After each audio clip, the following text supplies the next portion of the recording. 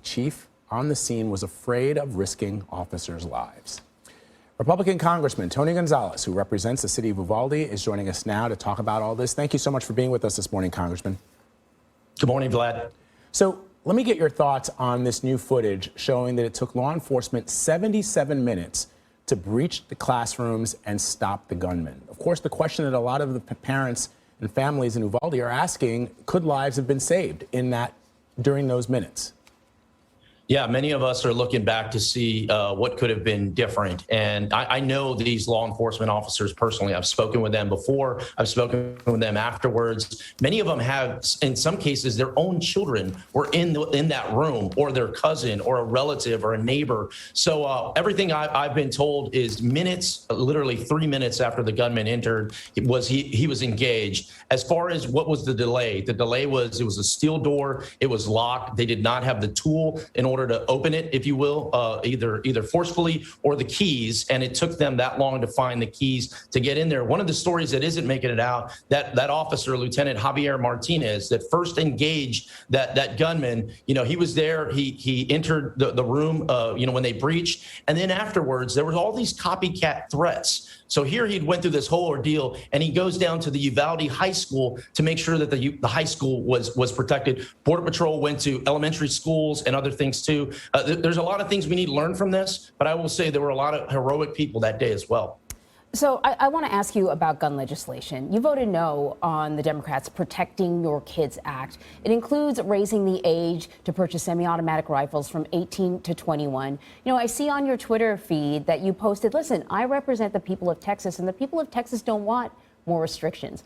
But I'm going to point out a poll to you from the Texas Politics Project. They've been polling Texans for a really long time, and they asked about whether or not stricter gun laws should be enacted. 44% said yes. So a huge chunk of the people you represent said yes. Why don't you support this proposal? Yeah, I oppose any legislation that infringes upon responsible gun owners, period. This piece of legislation did not tackle the issue. There were Democrats legislation. So and it had 0% chance of passing. I've taken a different approach. I'm looking at, hey, let's look at mental health. Let's look at strengthening our schools. Let's bring every idea to the table, but let's have a discussion on it, and all of the above discussion. So what am I for? I'm for grants. I think in particular mental health grants, these community clinics. These community clinics are very important, especially in rural communities. Telemedicine, that's an area that we need to expand on. You've got Stop School Violence grants that work. There are programs that are already in place, the COPS program. These are some things that are already in place that I think we just need to expand upon, not to mention legislation like the Eagles Act and the Luke and Alex Act, I think, are bipartisan areas that we should focus on. I think all those things are good, but when we look at the case in Uvalde, more mental health intervention wouldn't have helped in this case. This is not a guy who was on the radar. You talk about a lot of these policies are already in place. Yes, they are already in place, and they didn't work. It's a great point. I mean, the truth is this gunman should have never been able to purchase a weapon. Not because he was 18, but because he was mentally unstable. This is where we need to look at, hey, how do we get extensive background checks to find out, these juvenile records? This person had a very long history of mental health illness. And he didn't just wake up that day and decide to murder innocent people. This is part of I think the solutions. I was speaking to a colleague of mine, Garrett Graves, the other day, and he goes, hey, Tony, why are all the gunmen always men?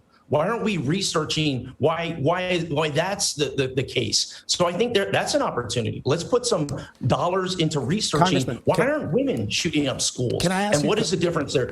Can I ask you, Congressman, because I know you got to run, but what is the difference? I mean, every other country in the world has mental health issues. Every other country in the world has violent criminals. Every other country in the world has access to video games and movies. Every other country in the world is seeing fewer folks going to churches, synagogues, and mosques. But what would you say is the one differentiating factor between the lack of gun violence in those countries and in ours?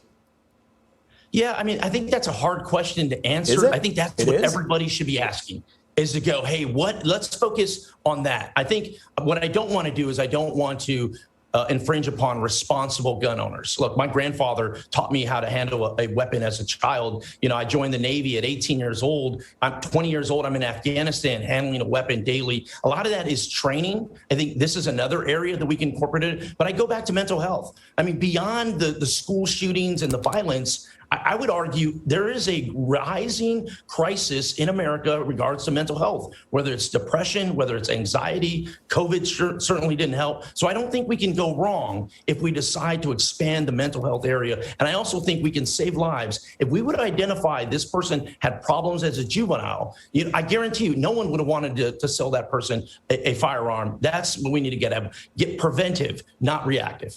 All right, Congressman Tony Gonzales, thank you. Thank you. Well, coming up.